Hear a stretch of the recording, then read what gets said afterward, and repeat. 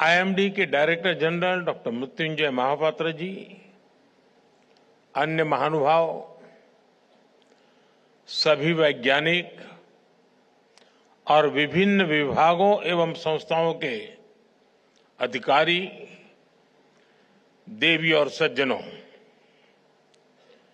आज हम भारतीय मौसम विभाग आईएमडी के 150 वर्ष सेलिब्रेट कर रहे हैं। आईएमडी के ये 150 वर्ष ये केवल भारतीय मौसम विभाग की यात्रा है ऐसा नहीं है। ये हमारे भारत में आधुनिक साइंस और टेक्नोलॉजी की भी एक गौरवशाली यात्रा है।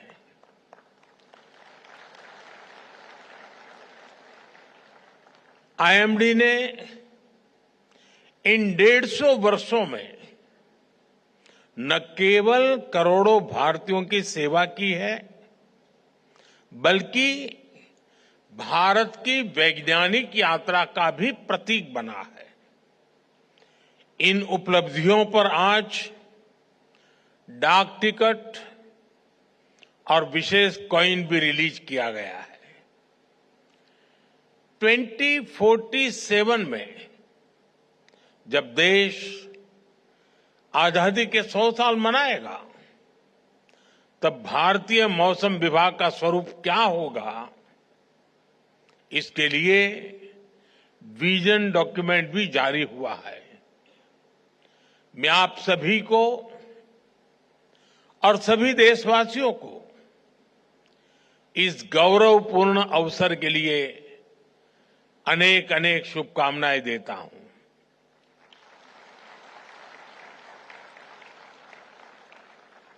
आईएमडी ने 150 वर्षों की इस यात्रा से युवाओं को जोड़ने के लिए नेशनल मीटियोलॉजिकल ओलंपियाड का आयोजन भी किया था।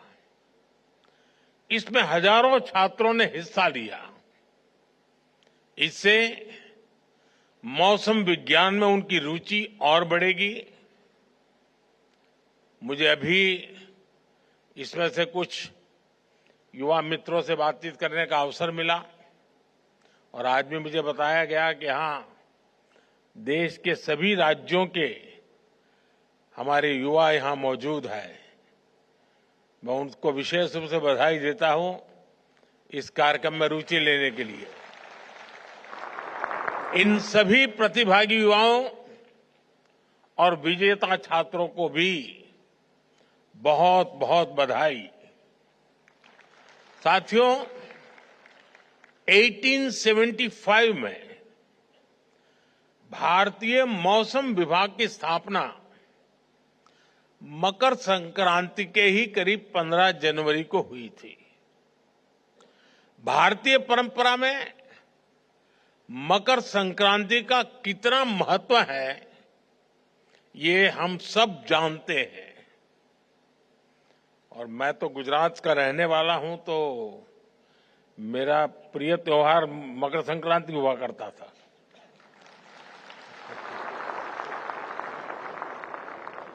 क्योंकि आज गुजरात के लोग सब छत पर ही होते हैं और पूरा दिन पतंग का मजा लेते हैं। मैं भी कभी जब वहां रहता था तो बड़ा शौक था मेरा कि आज आपके बीच में हूं। साथियों, आज सूर्य धनु से मकर राशि में कैप्रिकॉर्न में प्रवेश करते हैं। सूर्य धीरे धीरे उत्तर की ओर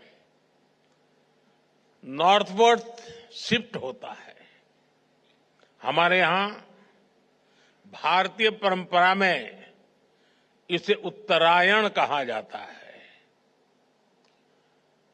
नॉर्दर्न हेमिस्फीयर में हम धीरे धीरे बढ़ती हुई सनलाइट को महसूस करने लगते हैं। खेतीबाड़ी के लिए, फार्मिंग के लिए तैयारियां शुरू हो जाती हैं और इसलिए ये दिन भारतीय परंपरा में इतना अहम माना गया है। उत्तर से दक्षिण, पूरब से पश्चिम, भिन्न भिन्न सांस्कृतिक रंगों में इसे सेलिब्रेट किया जाता है। मैं इस अवसर पर सभी देशवासियों को मकर संक्रांति के साथ जुड़े अनेक विविध पर्वों की भी बहुत बहुत बधाई देता हूं। साथियों, किसी भी देश के वैज्ञानिक संस्थानों की प्रगति साइंस के प्रति उसकी जागरूकता को दिखाती है। वैज्ञानिक संस्थाओं में रिसर्च और इनोवेशन नए भारत के टेम्परामेंट का हिस्सा है। इसलिए पिछले 10 वर्षों में आईएमडी के इंफ्रास्ट्रक्चर और टेक्नोलॉजी का भी अभूतपूर्व विस्तार हुआ है। Doppler weather radar, automatic weather stations, runway weather monitoring systems, district wise rainfall monitoring stations, ऐसे अनेक आधुनिक इंफ्रास्ट्रक्चर की संख्या में कई गुना का इजाफा हुआ है। इन्हें अपग्रेड भी किया गया है और अभी डॉक्टर जितेंद्र सिंह जी ने आंकड़ों में भी आपको बताया कि पहले कहां थे, आज कहां पहुंचे हैं। मौसम विज्ञान को भारत की स्पेस टेक्नोलॉजी और डिजिटल टेक्नोलॉजी का भी पूरा फायदा मिल रहा है। आज देश के पास अंटार्कटिका में मैत्री और भारती नाम के 2 मीटरोलॉजिकल ऑब्जर्वेटरीज हैं।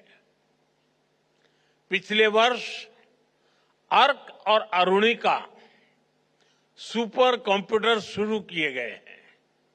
इससे मौसम विभाग की विश्वसनीयता भी पहले से कहीं ज्यादा बढ़ी है।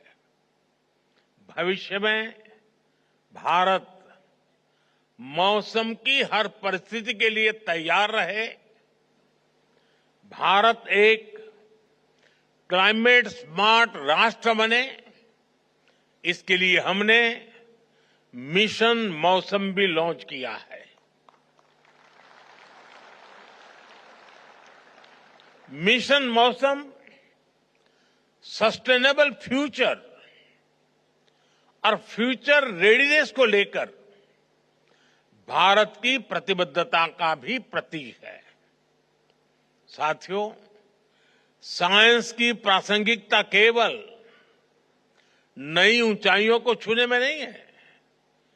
विज्ञान तभी प्रासंगिक होता है जब वो सामान्य से सामान्य मानवी के जीवन का और उसके जीवन में बेहतरी का, ईज ऑफ लिविंग का माध्यम बने।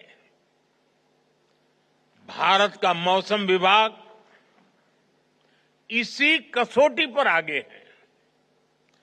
मौसम की जानकारी सटीक हो और वो हर व्यक्ति तक पहुंचे भी। भारत में इसके लिए आईएमडी ने विशेष अभियान चलाए।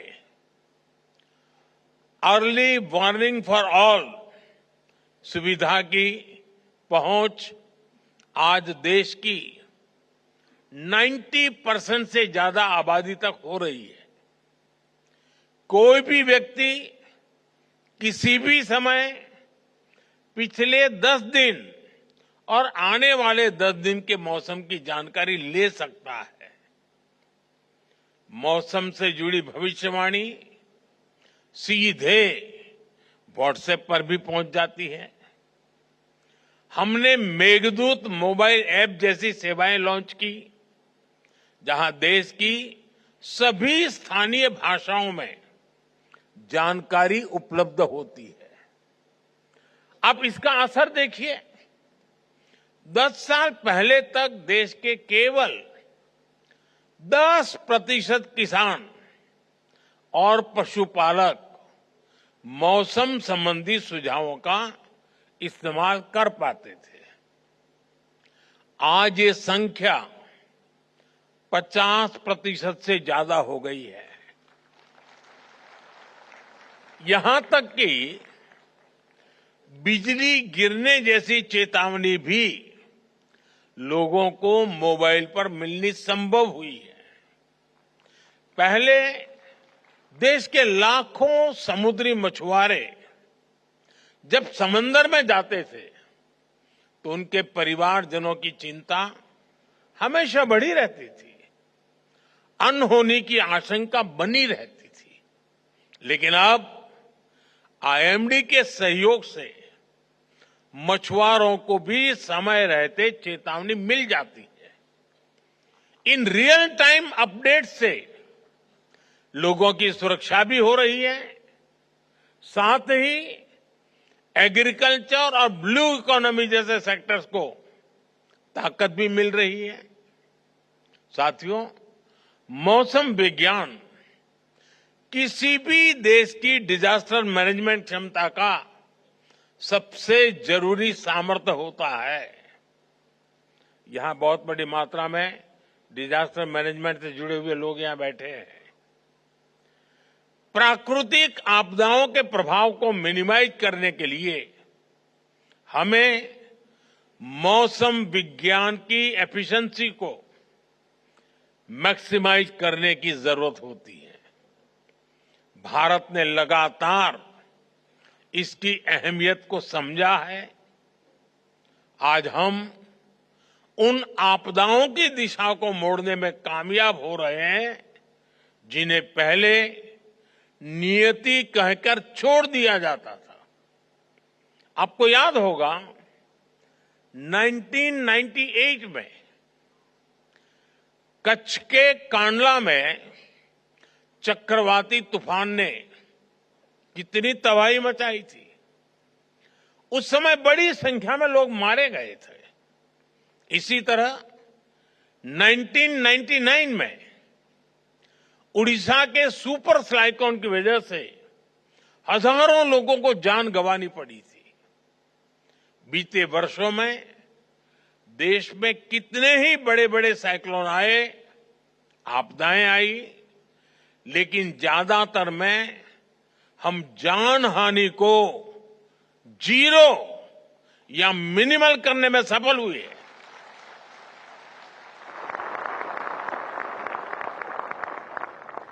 इन सफलताओं में मौसम विभाग की बहुत बड़ी भूमिका है। विज्ञान और तैयारियों की इस एकजुटता से लाखों करोड़ रुपए के आर्थिक नुकसान भी उसमें भी कमी आती है। इससे देश की अर्थव्यवस्था में एक रेजिलियंस पैदा होता है, इन्वेस्टर्स का भरोसा भी बढ़ता है और मेरे जैसे तो बहुत फायदा होता है। कल मैं सोनमर्ग में था। पहले वो कार्यक्रम जल्दी बना था, लेकिन मौसम विभाग की सारी जानकारियों से पता चला कि मेरे लिए वो समय उचित नहीं है। फिर मौसम विभाग ने मुझे बताया, साहब 13 तारीख ठीक है।